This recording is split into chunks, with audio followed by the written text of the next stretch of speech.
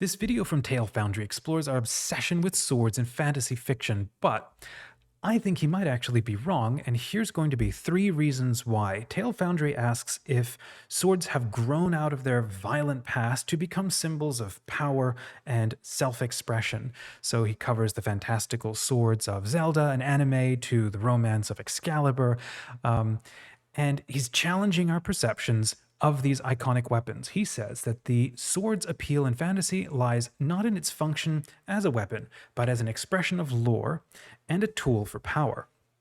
Well, it's no longer a practical tool today. It's like if you haven't watched this, check the link in the description. Amazing video. Editing is so fun on it. So swords have been born, this is his point, from a need for violence, but it's become more today. It used to be, I think if our fascination with swords, not just in fantasy fiction, but in like life at all, if it was purely for just, violence or something like that, we would, as humans, have just glommed on our fascination to any other tool, such as I don't know, spears and swords and not swords, guns and anything, would replace a sword. But there's something specific about a sword, and it has continued through to today. Why? Well, let's talk a little bit more about that. I think there's actually a deeper reason why. Those who have a passion for swords, if you're out there, give me a like, say hi in the comments. If you have a passion for swords that goes beyond just the mere exercise of power and violence, we're in love with something primeval, something primal. In fact, it's so primal, it's spiritual. Hi, I'm Dominic. I am fascinated with movies and with philosophy and wisdom traditions, and we're going to talk about swords today. Funny thing is, this video has a robot in it. It's a fun thing to follow, and it's a very cool channel, so check it out.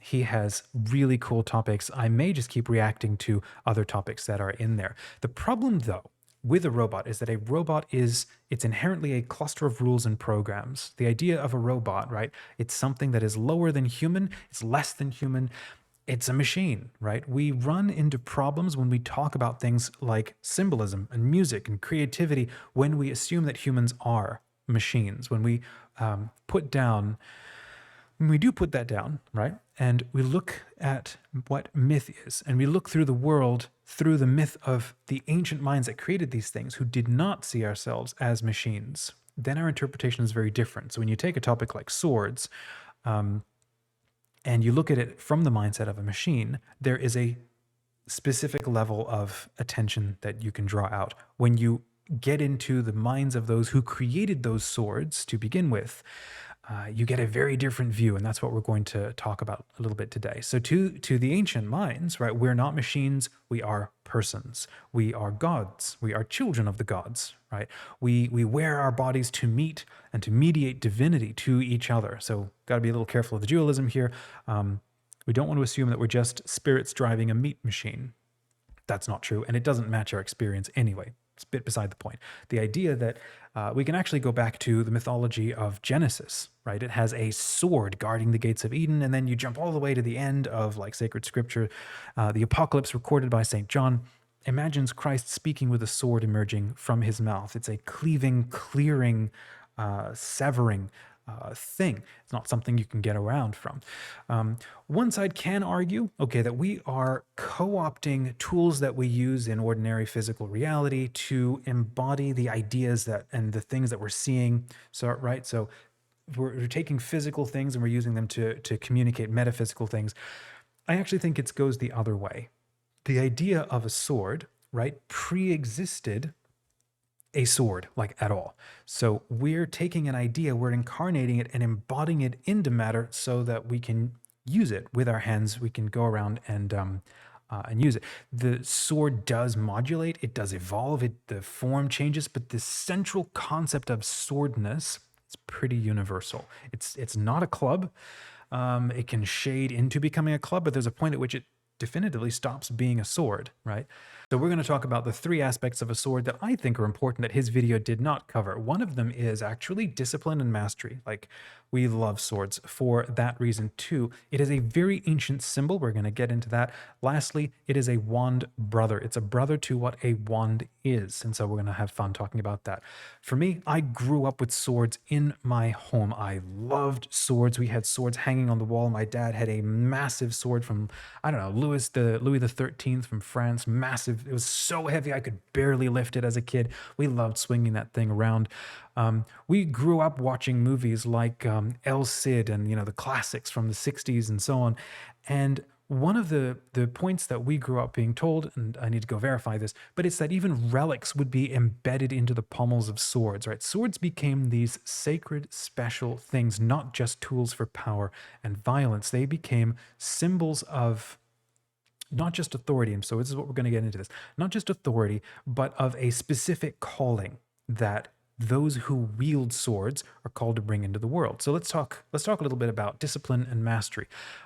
First of all, as opposed to like a gun, tools that did involve or fighting styles that do incorporate pre-modern weaponry, I think we can say it's a more beautiful art form. It involves a lot more of the human body. It involves a lot more effort, a lot more awareness, a lot more of your presence. It requires a lot more discipline. When you see somebody carrying a sword, it usually means there is an entire school of training and mastery that has gone into who that person is and how they function. You could argue anybody could wear a sword, and yes, anybody could carry a gun, and they could use them with relative, ease. But to be truly excellent at carrying a sword, or to become a trained soldier, or a warrior, or a king, somebody who carries a sword, usually means that there is a lot of personal mastery and training. So there are brutal training regimens that can go into almost any tool, guns and spears and all of this as well. There's nothing specifically unique about weapons training that goes into sword. The shapeness, the swordness of a sword, honestly, is what calls to us. And I think it's the symbol of what a sword does. Like, it speaks to us in some intuitive, primal way. It's bound up with order making, maintaining boundaries, maintaining like social order. Think of King Arthur, right? The sword in the stone, when that first is presented to him, that is an indication of the human kingdom, right? Humans and the nobles accepting him as king. When he is gifted Excalibur from Arthur and the Lady of the Lake, or whoever the figure is, it's a signal, it's a sigil that the numinous realm itself, the realm of nature and of spirits, accepts him, or is wedding him, or is calling him to also take them on as part of his boundary making, his order making, right? He is an order maker. I think that right there, putting a sword on a wall, beyond just Comic-Con and having fun. Okay, we're not talking about that. We're talking about the level that is deeper, where it's not about merely power. It's not about merely violence. And if you're agreeing with this, hit the like button. Let me know if you agree. When we see a sword, there is something deep in us that calls us, it demands a specific mode of being. It calls us to be a specific kind of person, and we don't know why. Well, here is one reason why.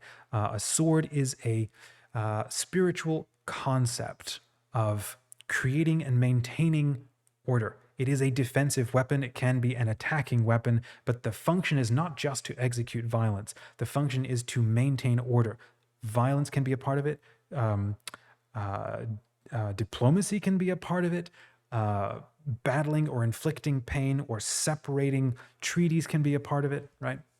It's not just merely for violence. It can be used that way. It's also a deterrent. But now let's talk about point number 2. It's an ancient symbol. Okay, the sword. Usually, if you're going to call it a sword, it's probably got some kind of a vertical shape. It's got a point, it's got a handle. It almost always has some sort of a pommel. Sometimes it's very pronounced to specifically guard the hand. And then of course, when the blade becomes all kinds of funny and fantastical shapes, then that kind of a sword is trying to communicate something different. But if we're going with like the root kind of obsession that we have, and the fascination that we have with swords that this fun video here covers, it is a cross. Now, I don't want to say it is a Christian cross, because in fact, a Christian cross is not a co-opting, but it is a using of a much older and more ancient concept, a much older tool. or a symbol, right? It's a symbol of how the heavens and the earth connect. Let me find, he has a cool picture in here, right? Um, it is a bisecting of two lines, and that has very deep and intense spiritual meaning, right? Top down means heavens to earth, the highest of things to the lowest of things, and then left to right means things that are on either side of you, because that central point, well, that is you. That is where a person emerges. The person is the locus of where the heavens and all relationships on the earth, where we meet. So it's a cruciform shape, right? So Earth and the world that we live in, it's home to rebels and danger, right? It's home to, this is what space is. So we need a tool that extends our ability to make an impact in the space where we live, especially if we're trying to make the earth like what is more ordered, like what the heavens are. I don't remember a lot of it. There's a book that I read on the tools of, it was paganism and green witchcraft. Anyhow, they talked about how the sword and the wand usually go together. This comes back to our third point. This idea that it can also be a knife, like a knife, maybe you can say is like a small sword. It's the same concept of swordness, it's just small.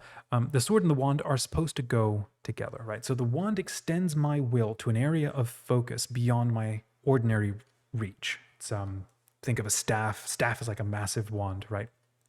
The sword or the knife, it severs anything from touching or reaching me, or it breaks a thing that is connected. So this comes to sort of our third point, where we have the sword as the wand brother. So if we have a wand, it's like a sword, but it's not for killing, right? It's got a point, it's got a handle, it doesn't have a pommel. It's a healing generative thing. It's maybe associated with light sometimes.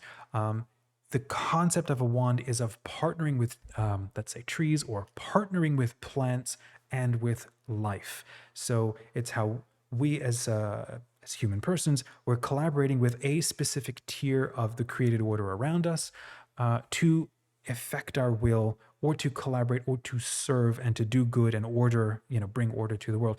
The sword is the boundary maker, the cauterizer. You could maybe look at it as like it's partnering with a lower tier of the created order, that of minerals, elevated to a very pure and intentional form. There's no slag, there's no dross in a sword. And so it's a highly intentional tool. Whether it's a wand or a sword, very similar concept. It is an extension of ourselves. That's why it's almost instinctive for us to, as humans, as persons, we want to use our environment to extend our impact and extend our effect. So to sum up, if we take the idea that a sword is merely a tool that we use for violence and to exert power, yes, that's part of it, but I don't think it's true to say that that is the only reason why we do that. A sword is, in and of itself, it is a spiritual idea of how I create order in the world. Now you can, this is why some warriors, I think this sounds like a koan, and if you recognize this, drop it in the comments, friends, let me know where this is from. The idea that somebody can become the sword, right?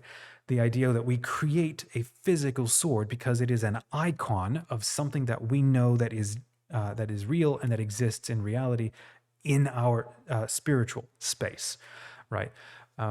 We take that idea, that swordness, that form, and we turn it into an icon of something that we can use and wield to interact with the physical space around us. That is, you could say it's a form of power. Power that is self-seeking is almost always frowned upon and condemned in, mythic literature, or in especially spiritual moral formation literature. But instead, using your influence to serve and to bring about order making and good, that is what a sword is called to. And the warrior themselves is called to become what a sword is, what a sword speaks to. So when we are buying it, right, when you have people who are, why are we fascinated and obsessed with swords, and we're mounting them on our walls, and we just love just holding them and trying to fight with them. I was in college and I tried to start a fight club for swords. I bashed my knuckles so many times.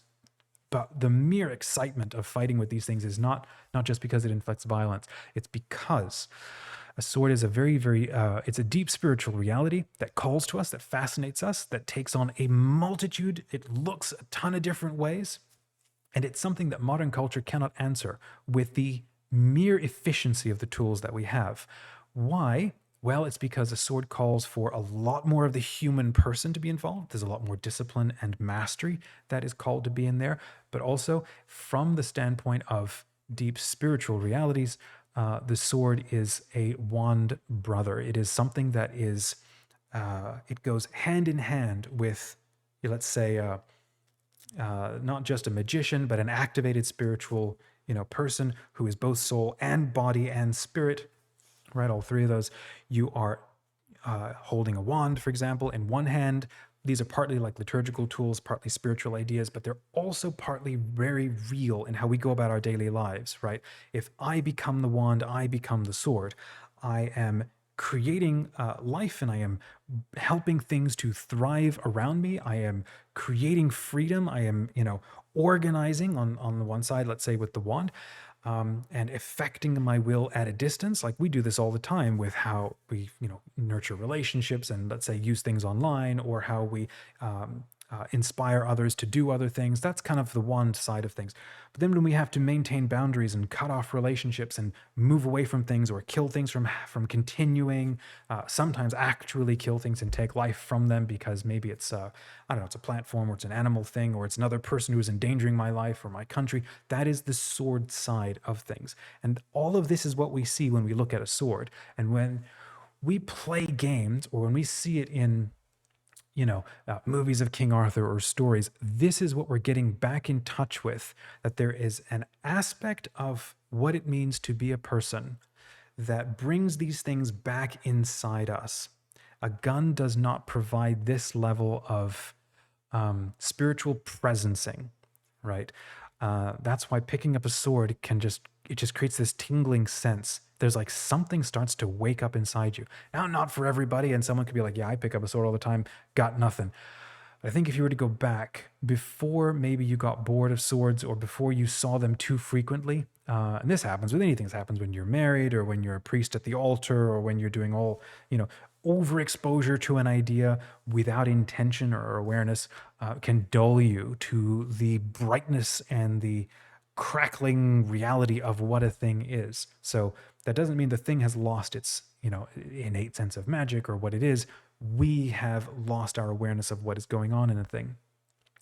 So if this interests you, say hi in the comments. Let me know what goes through your mind. And if you think I am wrong, go ahead and say so. It's always good to chat with you. This is what stood out to me after watching this video. And if you have a recommendation for me, I'd love to hear from you. And if you've got a question, go ahead.